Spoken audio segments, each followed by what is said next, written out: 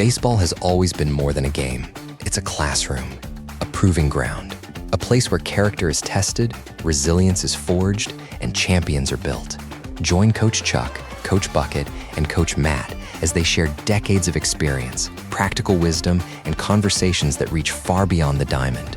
Because we're not just developing better athletes, we're building better people, one family, one coach, one player, one community at a time. This is champions, not captives. Everyone, and welcome to Champions Not Captives, the show where we believe baseball is about so much more than balls, strikes, and scoreboards. I'm Coach Chuck Barnard, and every week we'll explore the lessons that baseball teaches about confidence, character, leadership, resilience, and life. Because what baseball prepares our athletes to become after the game is even more important than the game itself. Every player eventually hangs up the uniform, and the question is, what kind of person will they become because they wore it? That's what this show is all about.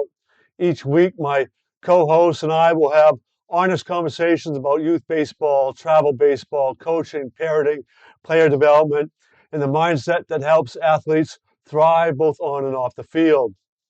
We'll celebrate what this game does well, challenge some of the trends that concern us, and share practical ideas that parents, coaches, and athletes can begin applying immediately. Whether you are raising a young ball player, coaching a team, competing yourself, or simply someone who believes sports should develop great people as well as great athletes, we're glad you're here. Now, before we introduce today's topic and bring in Coach Matt and Coach Bucket, let's just take a moment to recognize the organizations that make this show possible. If you're a coach, a parent, or someone who believes sports should build more than just athletes, Matt Rogers' new book is one you'll want to read. The recipe to be a great coach isn't about drawing up better plays. It's about building better people. Drawing on more than 30 years of coaching, thousands of games, and hundreds of athletes, Matt shares practical lessons on leadership, integrity, communication, and creating an environment where young people can thrive. If your goal is to become the kind of coach athletes remember for the right reasons, this book belongs on your shelf. The game is over.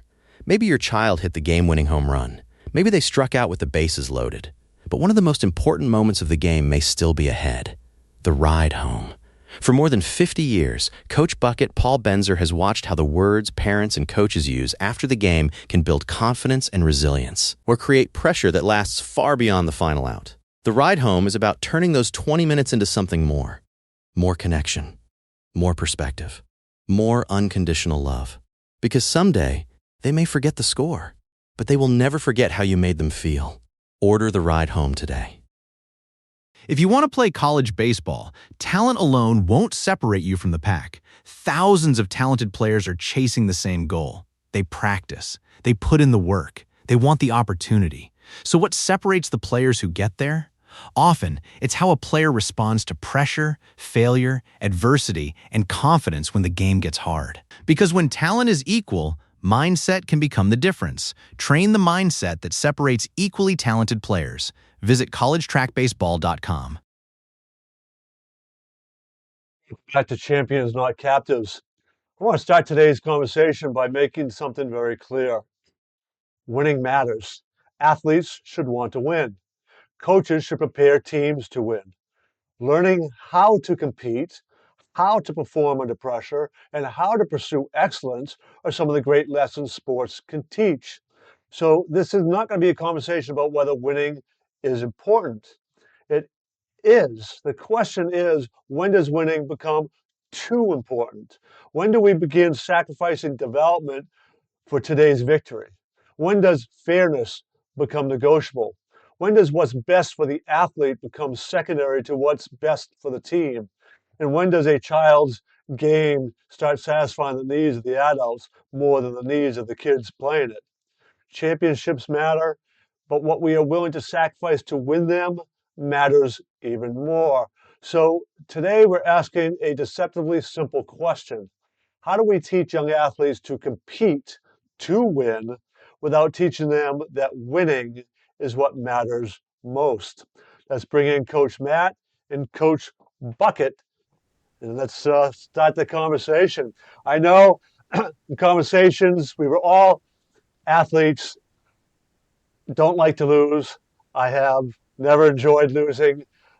I never wanted my athletes to enjoy losing, but it's not about, and one of the things I constantly try to teach them is it's not about the win or the loss. That will take care of itself. It's about once we step on the line, you know, step on that field, we're going to give our best.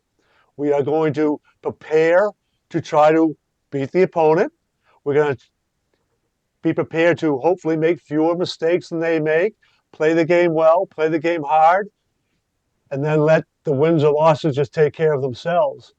That's a completely different lesson than kind of what we talked about in our last episode about this desire of I got to win because winning will get me to a championship, will give me recognition, will give me more income, will give me whatever it is you are chasing. So let's begin with this. In all your years of coaching, guys, what were some of those ways that you went about trying to teach this idea of striving to win? And last episode, I think I shared the Little League pledge, where that was part of that Little League pledge, striving to win. So what were some of those things you did to teach that versus it's about the win? Well, I'll jump in if you'd like. I think attitude reflects leadership, and I think a coach needs to set the standard in the program about how you conduct yourself. You want to win with class and lose with class. You want to compete the right way. There's a difference between wanting to win and hating to lose. And as a player, I hated to lose. And even as a coach, I hate to lose. But I also have perspective and understand that losing happens even if you play a really good game, right? In any sport. So it starts with the coach to create a culture, a winning culture. And that winning culture includes how to lose and how to compete. But you absolutely are going to, whatever you play, you're going to try to win, but do it the right way, play within the rules and control the controllables, effort and attitude, and compete to your best ability. And if someone's better on that given day, shake their hand and then come out the next time and try to play better and try and beat them the next time. But it starts with the culture that's created. And again, attitude reflects leadership. Leadership in a team is generally the coach. Amen. Well said. Well said. You know, I've been thinking about this while you were talking, and some of my greatest games I've ever coached have been losses. And I'll tell you why they were great. Is because we did everything we said we were going to do. We did the best we could, and I really challenged each player to tell me what effort did you give today? And 9 out of 11 of them said 100%. So I had them turn around, and I looked at the scoreboard, and it was 11 for them, 8 for us. And I said, if what you told me is true, that you gave 100%, you and I are winners today.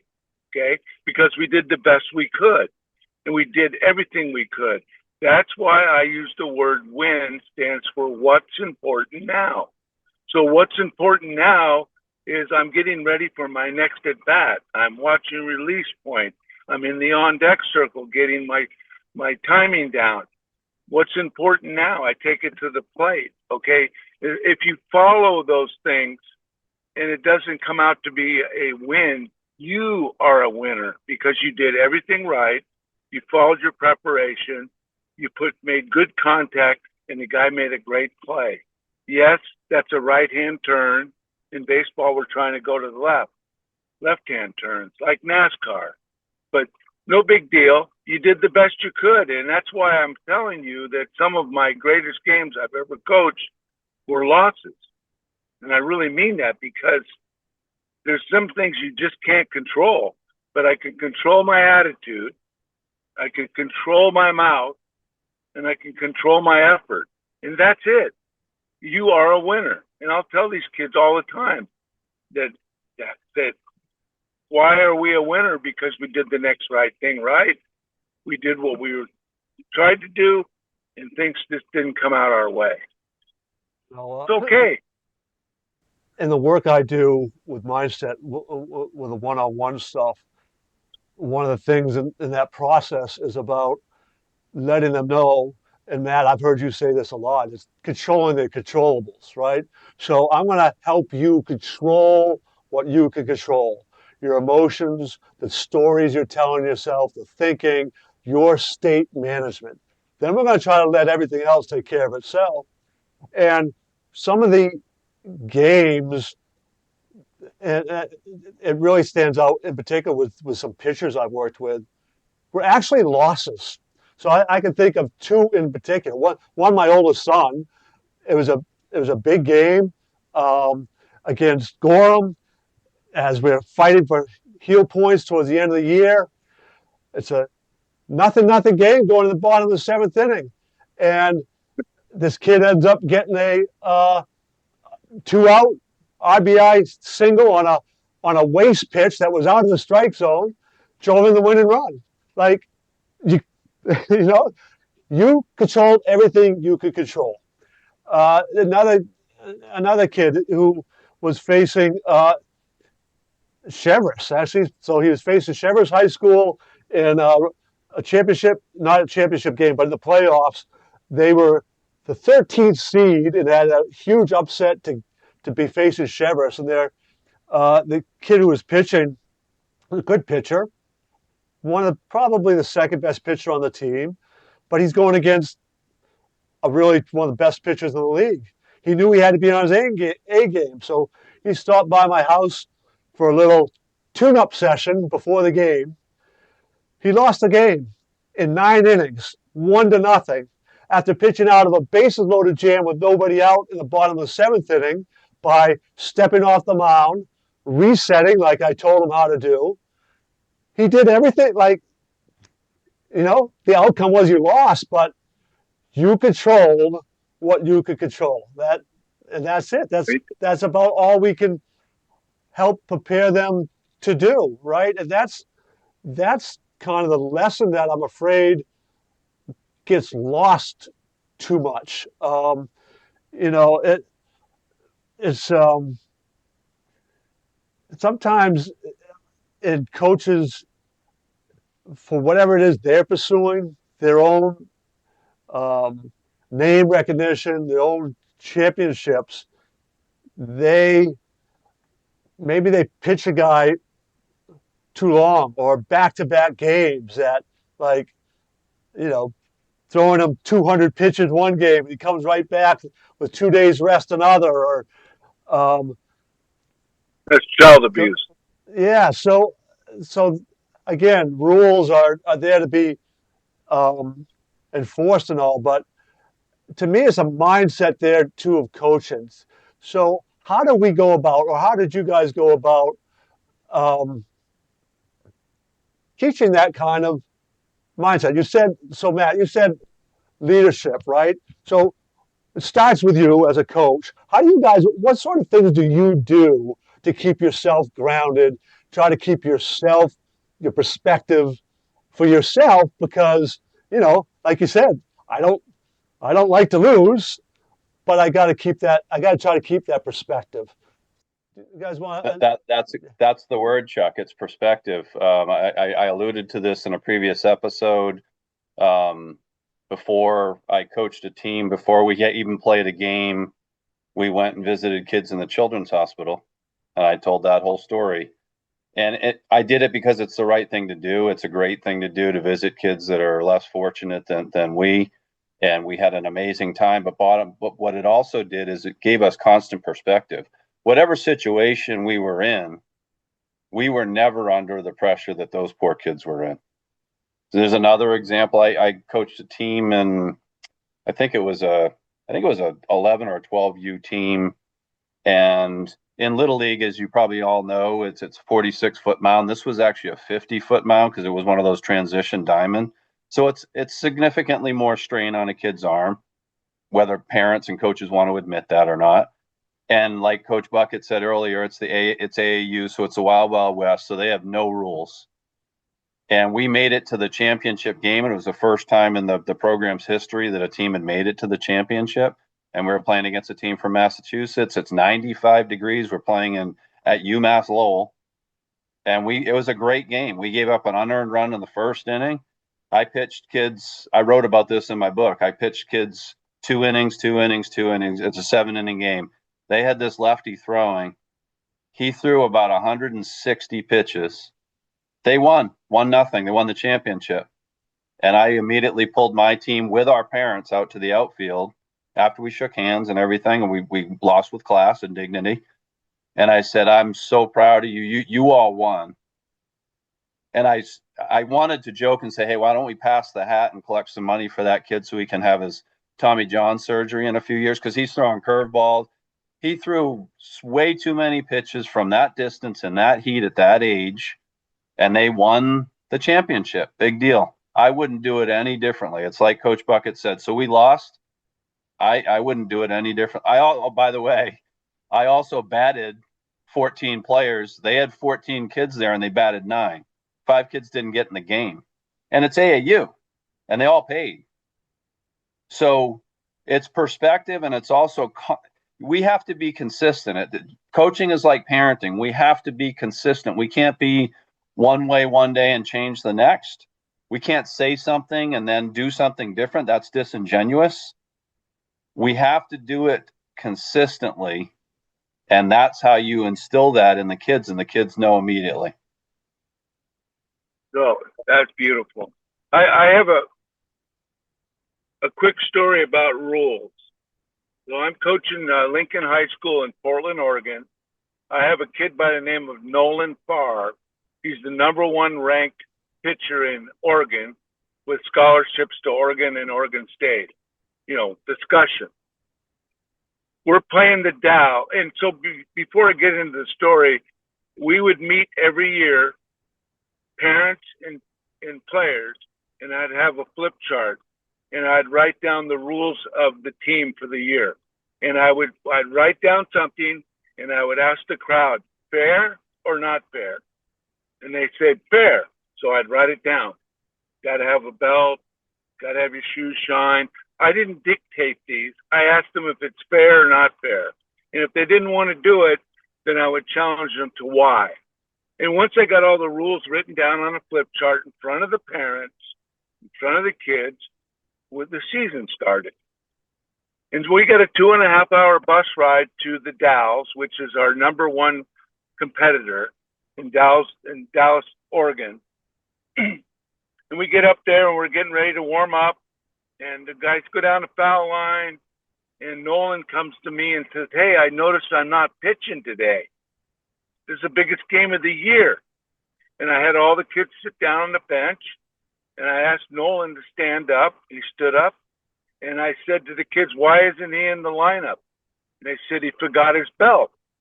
Okay. I got my belt, and everybody's like, well, he can wear mine. I said, that's not the rules. You guys agreed on this. Okay? His dad's handing me a belt down from the stand, and I'm saying, no, your son's going to do the pitch chart today, and he's going to ride 2 hours home on the bus with us because we have rules. Oh, my God, you're kidding me. Not this game. My point was he was the best player, and I didn't change the rules. I didn't like my AD said, it's a good thing you won because I would have fired you. And I said, well, he was kidding. He said, I'm glad that you stuck to your plan because the kid. So Nolan Farr went on to Oregon State to play baseball, and he calls me up and he says, Coach, I have 3 belts in my bag. I'll never forget that day. Rules. My True story. My son Billy, who was first year varsity coach at his old high school, called me up because his lone senior on the team had kind of said some things to some of the younger players, not positive at all, and they were having a really hard year, right? They weren't a good team, very young team, 1 senior, 1 junior on the team. So he's basically a JV team playing a varsity schedule, essentially. And he's like, I spoke to him after the game, but he wasn't really listening to me. What should I do, kind of thing. And well, what are your rules? Like, what do you think you should do? And he kind of explained the situation going on. I was like, all right, then you probably need to give the kid an option. He apologizes publicly to the team for his behavior, have a chance to step it up, or he's going to sit down. And he ended up sitting him that next game because the kid didn't apologize. He didn't step up.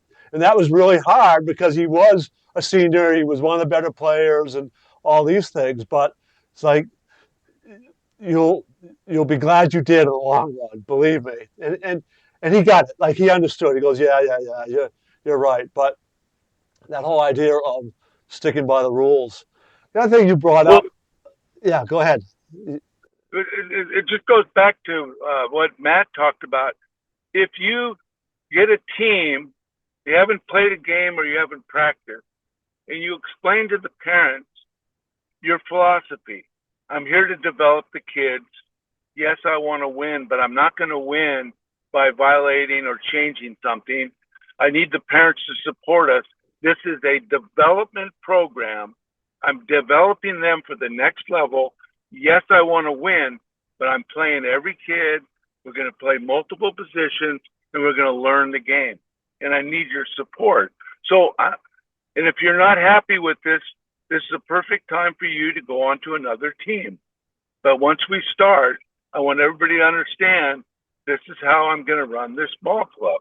And if you don't like it or want to challenge it, then I open it up to give me a call. But other than that, so you make it clear to them before you start. They can get out if they want.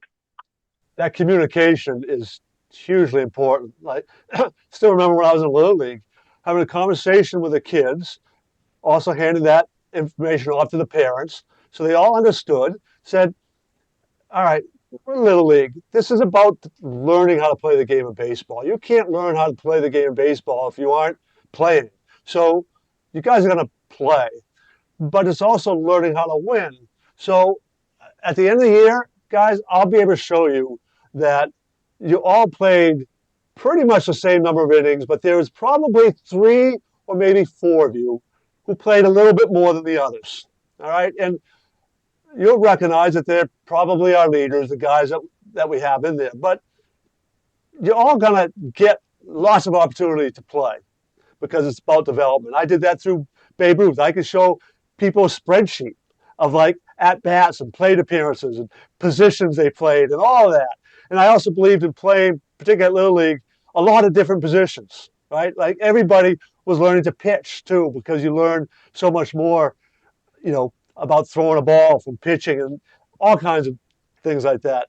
But I communicated that with the parents up front. So if they had a complaint, I only had one parent ever, and that was in Babe Ruth, have a complaint, and I realized it had much less to do with me than the fact that, there's 2 high schools in our town, and this student was going to be going to the other one, and all the others were going to the high school where my wife taught and stuff, and it was more related to that kind of just dynamics and anything else. But anyways, the communication is what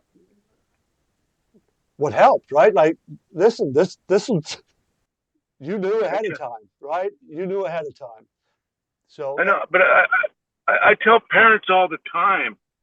They call me and they go, "What about this travel ball team?" I say, interview the coach just like you would a job. How are you going to make my kid a great young man through this game? Interview them.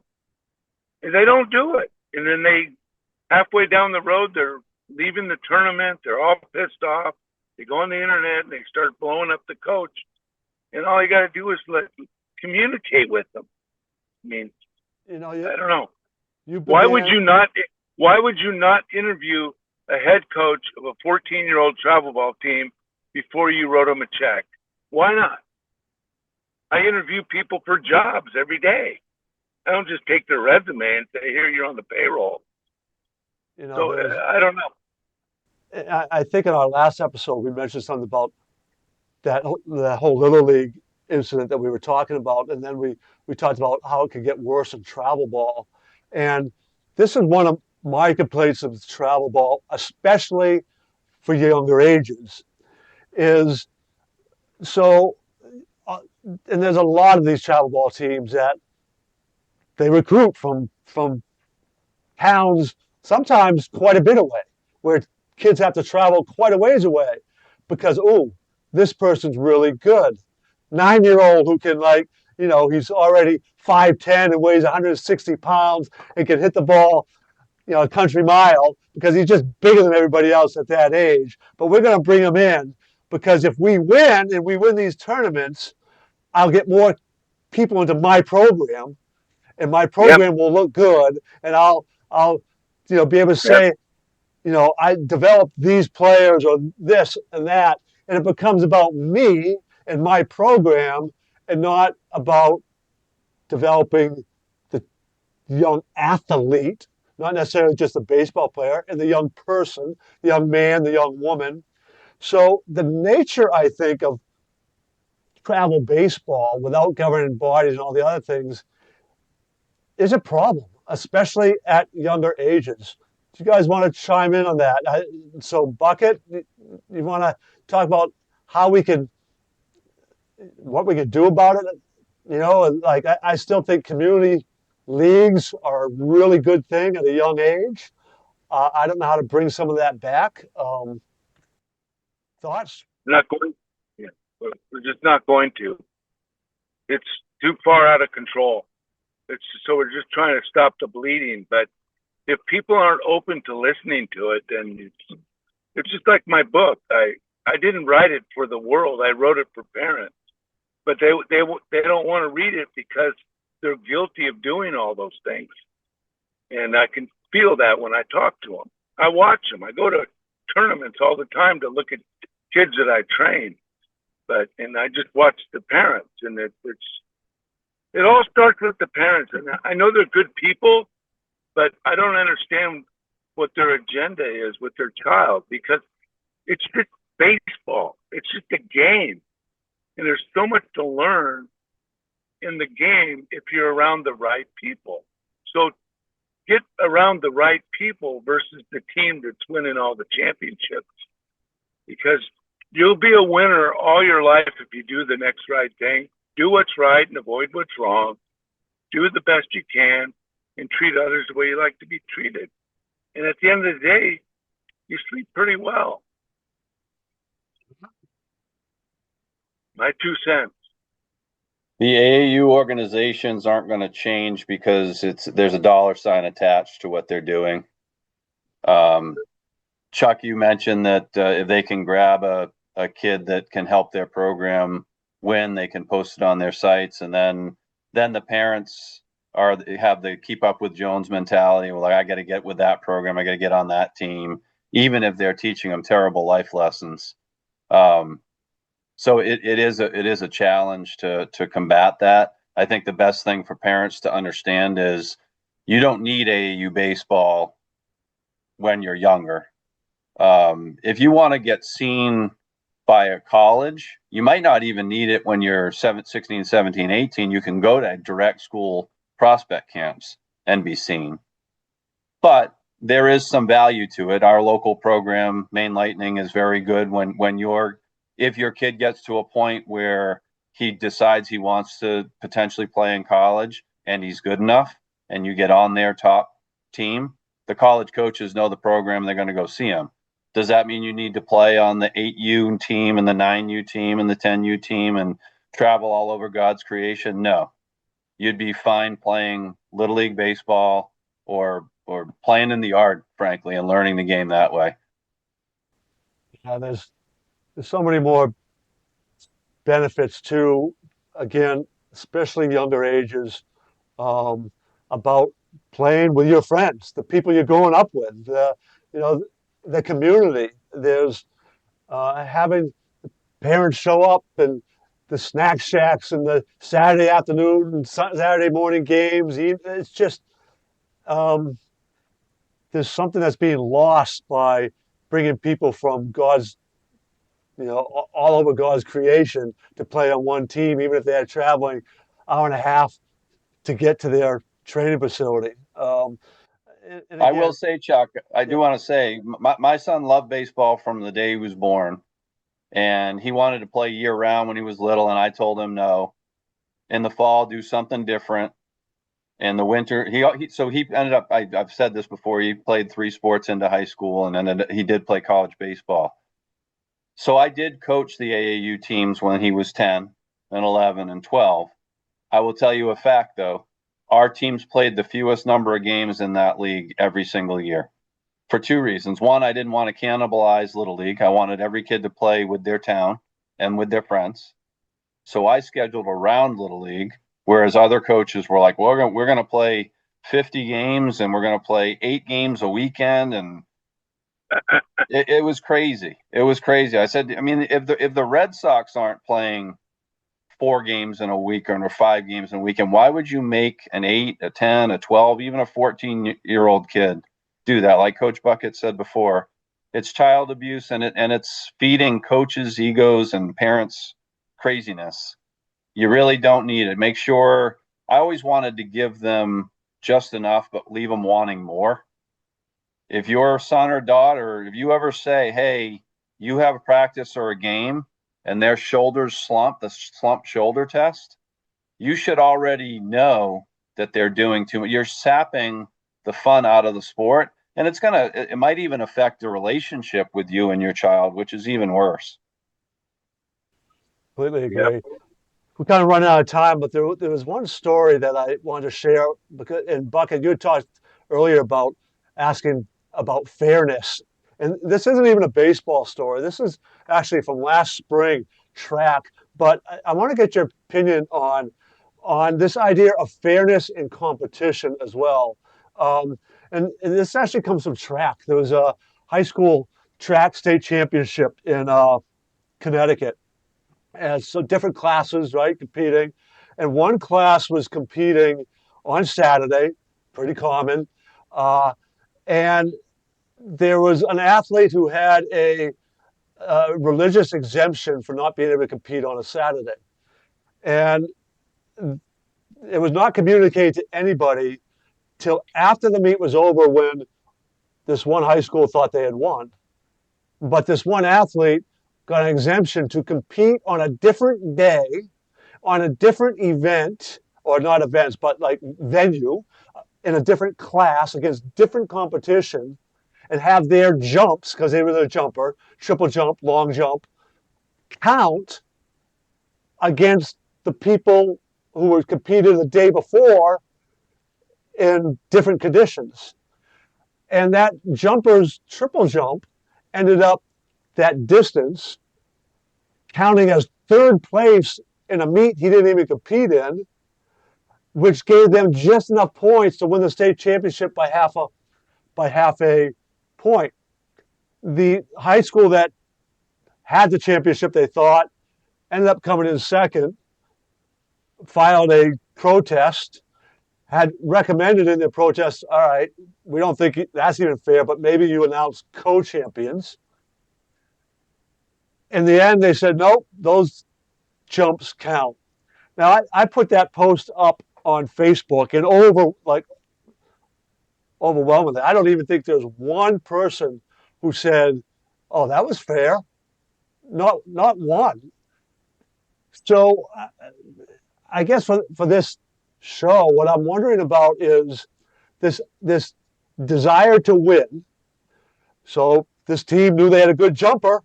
Oh, we got to find a way to make sure that person jumps. And this isn't even about the right or wrong of a religious exemption, not even about that. We're going to make sure we can do anything possible to get them to jump so those scores might win. But that, on the surface, didn't seem fair to any of the athletes at all. Yeah. Last comment. Do you guys have any comment on this idea of fairness and competition and winning? right? Kind of lumping those together. Well, that's a good question because there's so many ways around fair and fairness. So it's up to you as an individual. I don't dictate rules.